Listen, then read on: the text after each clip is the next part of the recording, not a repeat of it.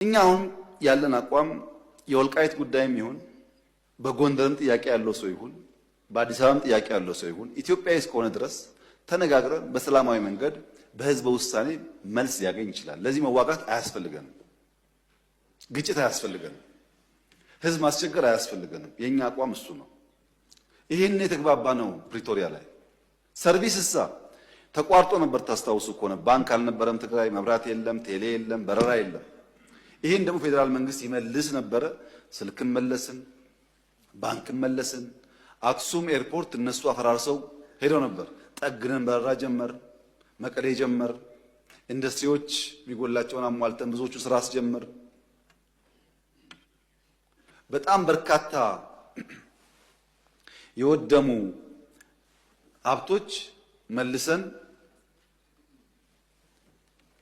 ስራ እንጀምሩ አደረግን። እዚህ ጋር አንድ የሚጋነን ነገር አለ።